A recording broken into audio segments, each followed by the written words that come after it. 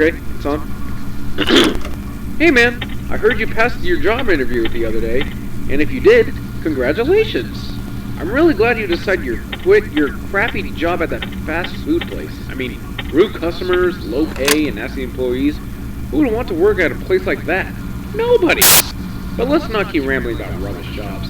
Let us talk about how much of an improvement Charles Pizza Zone is compared to that rundown, crappy Freddy Fazbear's Pizzeria like the staff. The staff are very polite to our customers. We always do our best to keep the children's behavior under control. You know what they say, service with a smile. And the pizza is always hot and ready, unlike Freddy's pizza that had no heart put into it. The pizza was almost always served cold with a side order of bugs being cooked inside. Not only that, but the staff clearly only worked there for the sake of the money. Like one time I was at my nephew's birthday party and some brats pushed him away from the Pac-Man and he scraped his elbow upon impact. He was crying for help, but the staff didn't seem to notice or care. Plus, it didn't help that the kids were laughing at him when he was in freaking pain. I am so glad that place was demolished last week. It closed in 1994 and stood abandoned for 14 years. Okay. You know what? I think you get the picture. How about we talk about the animatronics instead? These animatronics are massive improvements over the uncanny characters from that damn pizzeria. Children don't seem to mind Ashley and Billy when they come down from the stage to meet and greet.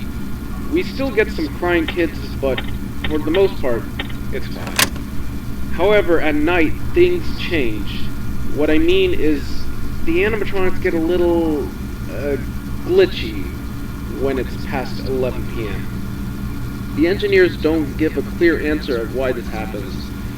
They explain to us that the animatronics were designed with a night mode that wasn't handled correctly, and they're trying to get it fixed, but in the meantime you have to monitor the cameras to make sure they're not getting too close to you.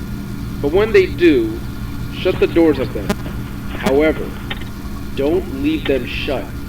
You see, the power system is measured by how long you keep the doors closed and by how long you look at the cameras.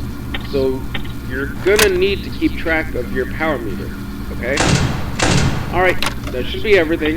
I hope you make it through your first night. Check those cameras, and please don't drain your power, otherwise the entire building will go dark, okay? Good night, and watch your back.